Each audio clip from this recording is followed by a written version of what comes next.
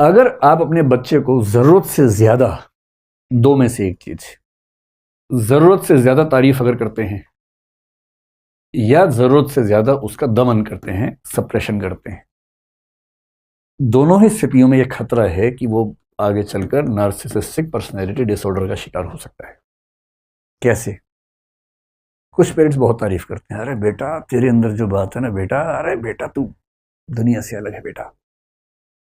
अब वो बेटा गया किस दिन किसी को पीट के आ गया, क्योंकि बाप ने कहा था बहुत साहसी हो, तो साहस कहीं तो दिखाएगा ना बच्चा। अब जिस दिन बच्चा किसी को, दूसरे बच्चे को पीट के आ गया, देखने की बात है कि उस दिन माँ बाप ने क्या कहा। कुछ माँ बाप कहेंगे ये क्या बात हुई भाई, अजीब हालत है, चलो चल के सॉरी बोलो उसको। एक ये तेवर होता है जो कि ठीक भी है। एक होता है कि चलो कोई बात नहीं यार, ठीक है हो जाता है, इसका मतलब पीट आउट कभी हम कुछ नहीं बोलेंगे। तीसरा क्या होता है, उसने कितने मारे, पापा 2, तूने 8, क्या बात है यार मेरा बेटा है, मजा आ गया। अरे अब कितने साल के हो गए बेटा, 8 साल के, बेटा 12 का हो जा तमंचा दिलवा दूंगा। 12 में तमंचा, 16 में स्टेन गन बेटा, फिर सबको मारना आराम से, जो भी ठीक ड्रेस व्रेस में ना उसको मार देना, है ना, खराब चीजों को देखना अच्छा नहीं होता, मार ही देना उसको। अब इस परिवार में जो बच्चा है जिसको संस्कार ये मिल रहे हैं पेरेंट्स से, क्या वो ठीक इंसान बन पाएगा? कभी नहीं बन पाएगा। फिर वो अपने बाप को देखता है, उसके बाप का व्यवहार उसकी माँ के साथ ऐसा है जैसे मालिक और दास का संबंध हो। उस महिला को इतनी हिम्मत नहीं कि परिवार के मसलों में एक सेंटेंस भी बोल सके। तो वो क्या सीख रहा है कि सारी शक्ति मेरे पास होनी चाहिए, और जब वो बड़ा होगा सारी पावर मेरे पास, मैं कालीन भैया बनूंगा। कालीन भैया मेरे अच्छे दोस्त हैं, मैं जानबूझ कर ना बोल रहा हूँ। तो मैं कालीन भैया बनूंगा, सारी पावर मेरे पास होगी, इस पूरे इलाके में कोई सांस भी लेगा तो मुझसे पूछ के लेगा, वरना गोली मार देंगे। तो जो परवरिश में यदि आपने गलत चीजों पर तारीफ करनी शुरू कर दी, बच्चे ने हिंसा की, बच्चे ने गाली दी, गाली दे क्या, कौन सी, ये वाली, अरे बेटा तीनों सिखाता हूँ, नोट कर, नोट बनाओ, ये वाली गाली है, ये वाली है, ऐसे देते हैं, इस सीक्वेंस में देते हैं। अगर आप इस लेवल पर बच्चों को ट्रीट कर रहे हैं तो सीधी सी बात है कि बच्चे आगे चलकर आपसे आगे ही निकलेंगे। हर बाप चाहता है कि बच्चा आगे निकले, तो बच्चा आगे निकल जाता है। इस मामले में भी आगे निकलता है। दूसरा तरीका क्या है, अननेसेसरी रिप्रेशन या सप्रेशन अगर बच्चे का होता है, बच्चा कुछ भी करे, हाँ बेटा एग्जाम ठीक रहा, हाँ मम्मी ठीक रहा, कितने नंबर है पापा, 99% है, एक कहाँ गया, इसके लिए भेजा था स्कूल तुझे कि 100 में छोड़ के आ जाओ, और इसी पे 2 झापड़ मार दिए, आज खाना नहीं मिलेगा।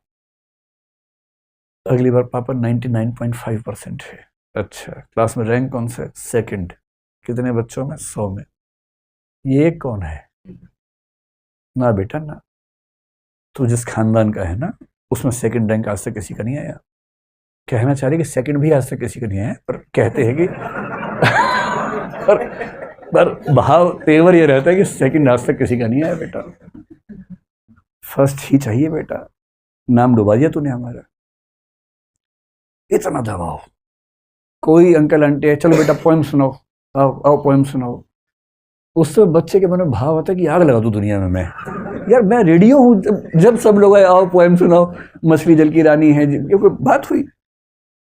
ये होता है बच्चों को एकदम साधन समझना, वस्तु समझना, ऑब्जेक्टिफाई करना। और ये बच्चा डरा हुआ है आपसे, इसलिए जी पापा जी मम्मी बोलता है, पर उसके मन में क्या आता है आपको अंदाजा नहीं है। विद्रोह का ज्वालामुखी भरता जा रहा है इसके अंदर, हर बात पे डांट खाता है, हर बात पे पिटता है, अच्छा काम करता है फिर भी पिटता है। और इस बच्चे को लेकर रिस्क है कि या तो कभी ये खुद को खत्म कर देगा, नहीं झेल पाएगा, और अगर झेल गया और सफल हो गया जिंदगी में तो इस रास्ते पर चला जाएगा, भीखू मात्रे बन जाएगा फिर ये कि पूरा बंबई मेरा है। इसलिए अगर आपके आसपास कोई ऐसा दृश्य दिखे जहां बच्चों की गलत हरकतों को महिमामंडित किया जा रहा हो, ग्लोरीफाई किया जा रहा हो, खतरनाक है। बच्चों को बड़ों से, दूसरे लोगों से तमीज से बात करना सिखाया जाए, ये बहुत ज़रूरी है। झुकना सिखाया जाए दूसरों के सामने, अपनी गलतियों पर शर्मिंदा होना सिखाया जाए, सॉरी बोलना सिखाया जाए, शेयर करना सिखाया जाए, और सबसे बड़ी बात फेलियर को आसानी से डाइजेस्ट करना सिखाया जाए।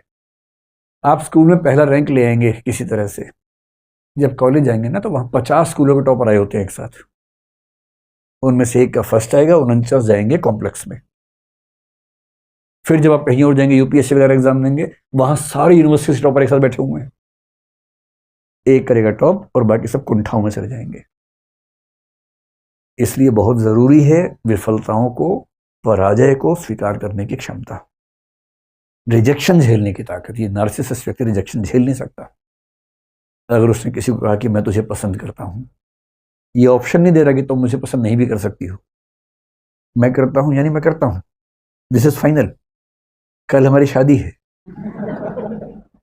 पेरेंट्स को लेके आना है या अकेली आओगी, खुद आओगी या उठा के लाए तुमको, इतना ही ऑप्शन है, बाकी ऑप्शंस नहीं है वहां पर, क्योंकि उसको रिजेक्शन झेलने की आदत नहीं है, उसके अंदर इतना हौसला नहीं है कि रिजेक्शन झेल सके।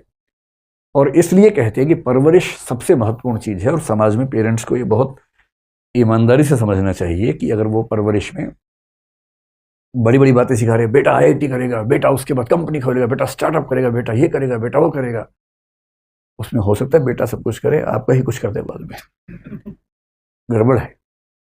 और दूसरी बात है कि यदि किसी व्यक्ति को जीवन में सफलताएं मिल जाती हैं अनड्यू, ऐसी सफलता जो वो डिजर्व नहीं करता था और बाई चांस बार बार मिलती जाती है, आमतौर पर क्राइम की दुनिया में ऐसा होता है, क्रिमिनल्स हैं, सब में कंपटीशन है, एक बच्चा अचानक उठा कॉन्फिडेंस से भर के, एक दिन बहुत बड़े गैंगस्टर को सीधे चाकू मार के आ गया, क्योंकि 17-18 साल का, चिंता ही नहीं है उसको पता ही नहीं कितना मुश्किल काम कर रहा है, और रातों रात भोकाल हो गया उसका पूरा इलाके में। और एक दिन में 17 साल का बच्चा अचानक, मतलब सब उसका इतना सम्मान, पुलिस के लोग सलाम ठोक रहे हैं अकेले में अंधेरे में आके, बड़े बड़े अपराधी कह रहे हैं आज से आप हमारे बॉस हैं, और समझ नहीं पा रहा क्या हो गया। ये सोशल मीडिया में भी होता है, आपने एक कुछ गाया वाया, कुछ पोस्ट लिखी, कुछ डांस किया, अचानक वो वायरल हो गया, कई लाखों करोड़ों लोगों ने आपका देखा वीडियो, लाइक किया और कहा वाह वाह वाह वाह वाह। ये इस व्यक्ति के खत्म होने की शुरुआत है।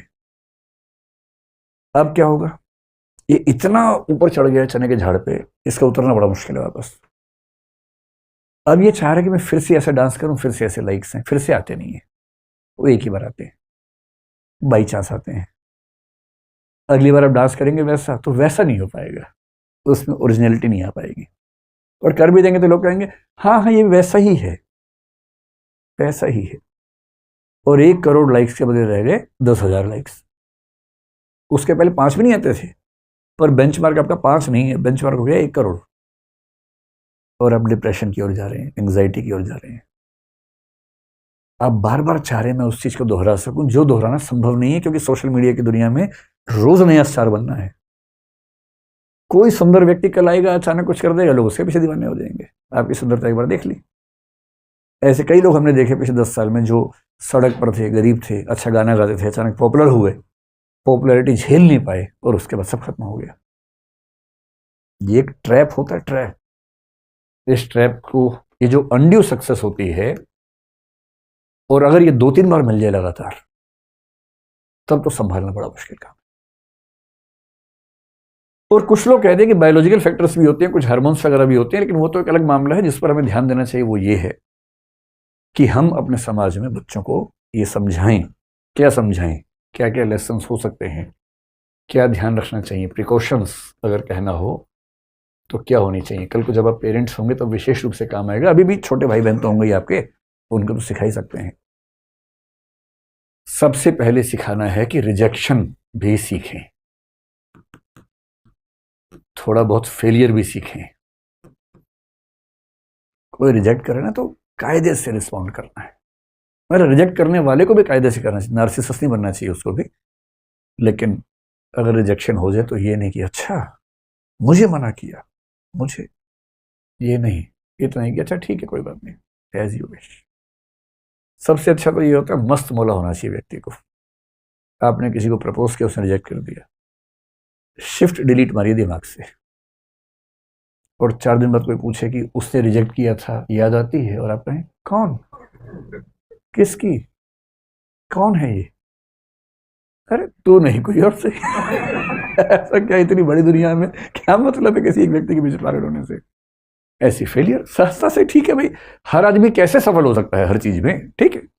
हमने कोशिश की, 50 बच्चे क्लास में पढ़ते हैं, मैंने कोशिश की पर मेरा 8वां रैंक आया, मैं 42 से ऊपर हूं, मैं ये भी तो देखूंगा। 7 से पीछे हूं, ठीक है, एक पक्ष ये भी है, पर 42 से ऊपर भी हूं, दोनों के बीच में मेरा सेल्फ एग्जिस्ट करता है, तो उस सेल्फ को मैं समझूंगा। तीसरी बात है कि ये वाला संस्कार की विनम्रता के साथ अपने बड़ों से और बाकी लोगों से भी, केवल बड़े ही क्यों, किसी के साथ भी पेश आने की जो तमीज है वो तमीज तो होनी चाहिए।